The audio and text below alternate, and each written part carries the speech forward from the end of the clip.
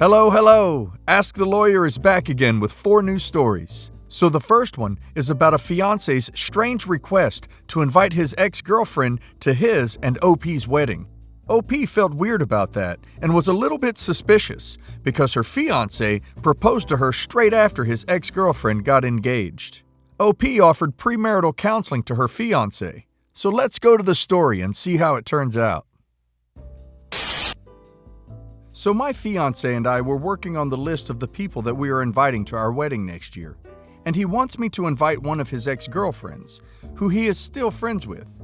I am not down with that. I said I don't want us to get married in front of the girl who was his girlfriend before me and with whom he had his longest relationship. They were together for 6 years. We have been together for 1. I have met the girl a couple of times. We are civil, and I know she is engaged, so this is not about jealousy. The idea just feels really weird and uncomfortable to me. He said that she is part of his friend group, and he cannot invite all of their friends and leave her out. He said that she is a part of his life as his friend before and after she was his girlfriend. He lived with her in college, and she paid for everything because he was broke from supporting his siblings. He said she does not need to be seated anywhere near the altar where I can see her, but he wants her to be there. Am I the idiot? Edit. I just want to clarify that she did not pay his tuition fees. She paid for their apartment, bills, and food. And that is a lot, and I'm glad she was there for him when he needed help. Also, he proposed to me a month after she got engaged. I didn't nag him. I wasn't even expecting the proposal. But he asked, and I do love him, so I said yes. Afterwards, I sometimes thought, what if he just proposed to me because he was trying to keep up with her? But I also think maybe that's just me being unnecessarily insecure. They don't talk or see each other often. She looks like she is really happy with her boyfriend, and I know my boyfriend and I are really happy together. Okay, I don't know about you guys, but I wouldn't like to see my fiance's exes at my wedding. I don't know, it's just a little bit weird. And the fact that he proposed straight after his ex got engaged, it just sounds suspicious to me. Update. So it's been over a month, and my fiance and I have broken up. During pre-marriage counseling, he realized that he still loves his ex. She also broke off her own engagement for him. They are now back together. I swallowed my pride and told my then fiance that his ex is welcome in our wedding because she is his friend. I also told him of my insecurities and asked if we could go to pre-marriage counseling. He was supportive and agreed. After our second meeting with our counselor, my ex-fiance talked to me. He said that counseling has made him realize that he is still in love with his ex. I was in total shock because he has always been the perfect boyfriend. I never felt like I was competing with anyone for him. He said he never meant to hurt me and that he did love me, but he could not marry me knowing that part of him will always belong to someone else. It's been a few weeks since we broke up, and surprisingly, I have been holding up well. It hurts because I miss him, but I just tell myself that he's not the right one for me. I'm 23. I have my whole life ahead of me, and it's an exciting new adventure to try to find the right person. My ex-fiance and I are civil. He is a good guy, and I appreciate our time together, though it sucks that it has ended. From what I know, he told his ex that he still loves her, and I guess she felt the same way because she also broke off her engagement to give their relationship another try. Good luck to them. Okay, guys, so my intuition didn't lie. I told you that sounds suspicious. So how do I begin with this? I am 26, and shortly before my grandma died last year, she changed me to the executor of her estate.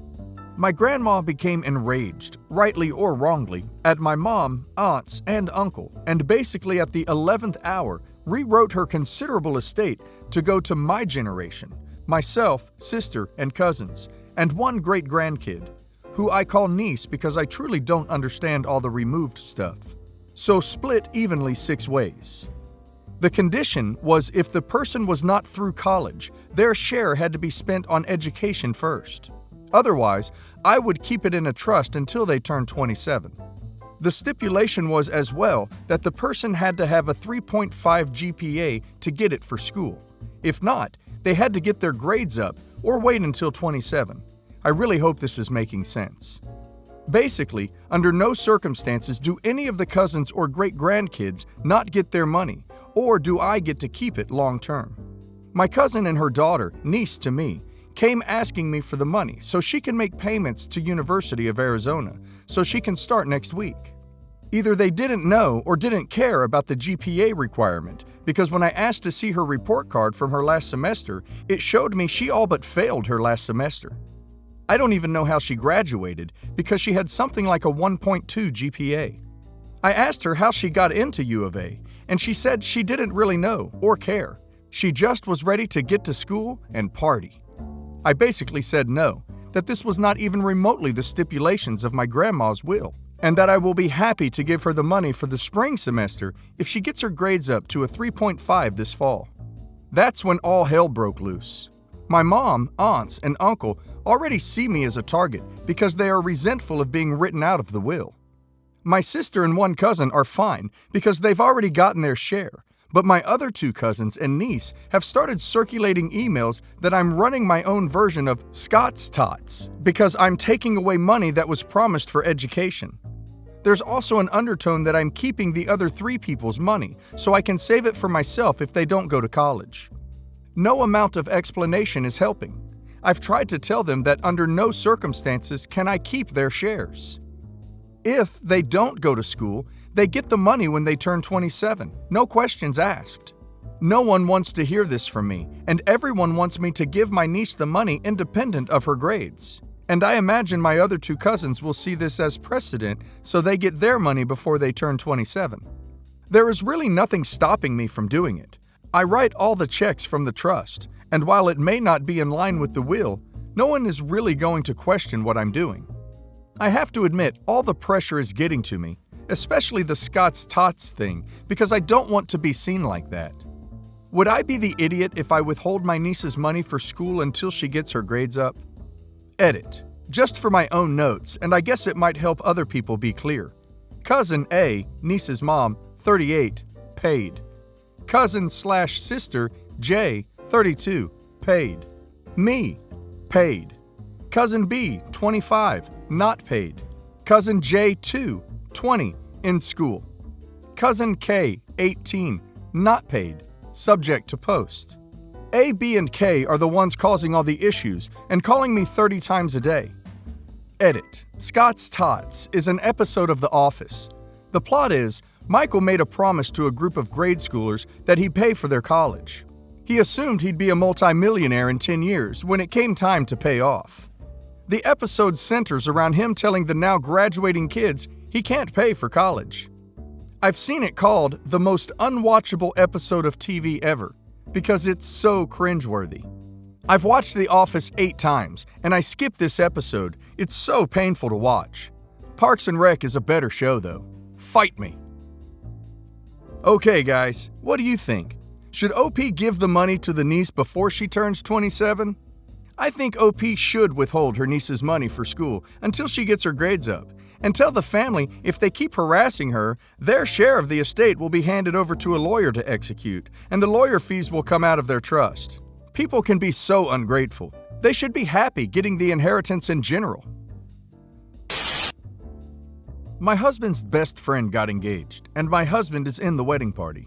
He is not the best man, but he is doing most of the planning for the bachelor party.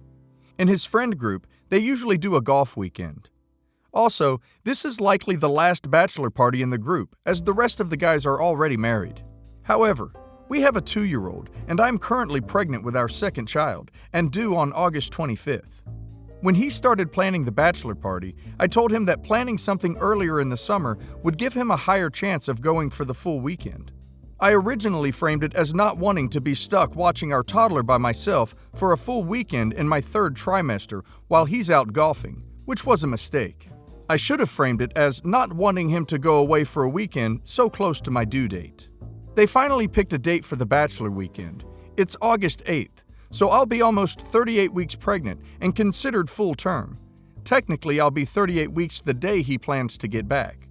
So it's about 2 weeks before my actual due date. The bachelor party will be about 2 hours away without traffic. On previous golf weekends, he has been terrible about keeping his phone charged, and it can be hard to get in touch with him. Also, while he doesn't drink, he does smoke pee, and would most likely be smoking the whole weekend. He thinks that as long as he gets someone to watch our toddler while he's gone, it's fine to go for the full weekend, 2 to 3 nights. This makes me incredibly nervous. I am willing to compromise and agree to an overnight plus a day of golf. I would also want him to keep his phone on and charged at all times, and ask that he stay sober in case I go into labor. He seemed to think that is an unreasonable compromise when I initially brought it up. Since then, he is unwilling to discuss it until they have finalized the plans for the weekend. I'm of the mindset that there are very few times in our marriage where my needs, wants, desires take priority over his, but that this is one of them. So, am I the idiot for not wanting him to go to a bachelor party for 2 to 3 nights so close to my due date? What do you think, guys? I think it's a tricky one.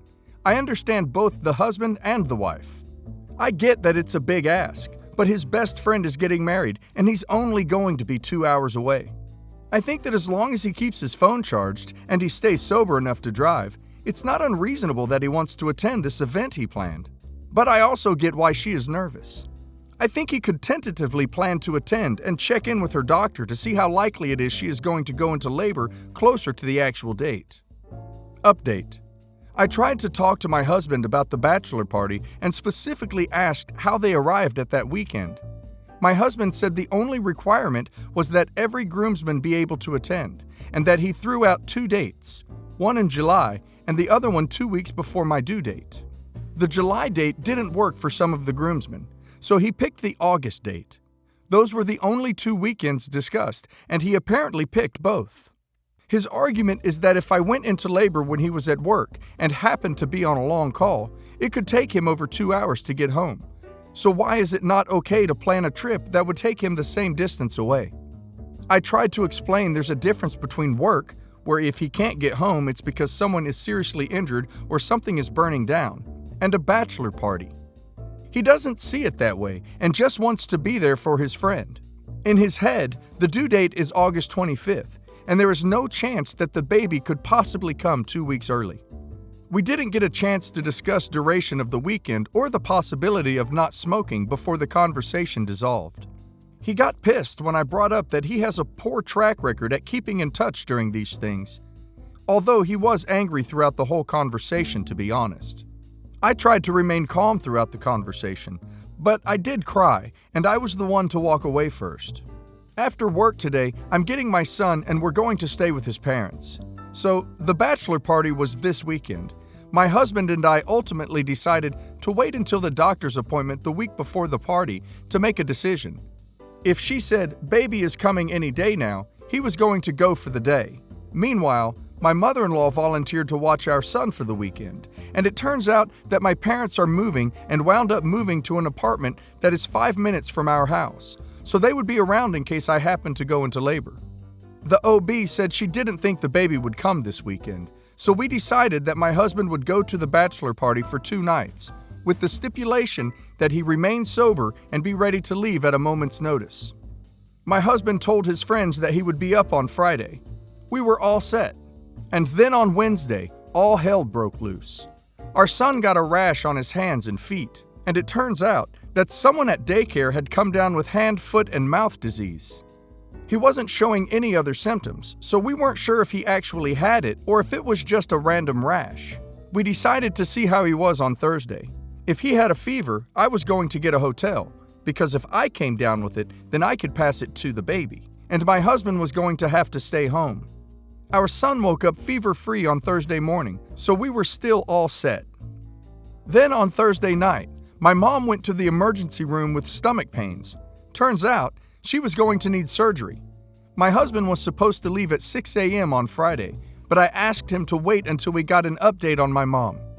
When I called her on Friday morning, apparently she was feeling better, so the doctor told her that she might be able to go home and schedule the surgery for a later date. I gave my husband the go-ahead to leave for the bachelor party. Except then, the doctor changed his mind, and decided the surgery couldn't wait. My mom spent the weekend in the hospital waiting for a surgery to be available. She finally was able to have the surgery on Sunday morning. In the meantime, I lined up a few friends just in case I happened to go into labor. My dad was also around, but had his hands full dealing with my mom and the move. So this weekend was stressful, and it felt like everything that could go wrong did. But at least the baby stayed put. My husband got to go to 2 or 3 nights of the bachelor party, my mom's surgery went well, and our son never actually got sick. And my husband was a lot more responsive to text than he normally is because of the whole situation with my mom. I'm just glad that my husband is home and that this weekend is finally over. Edit. My husband and I were looking at the weekend with a sense of humor, as in, what else could go wrong? He's a great husband and father, and very helpful around the house.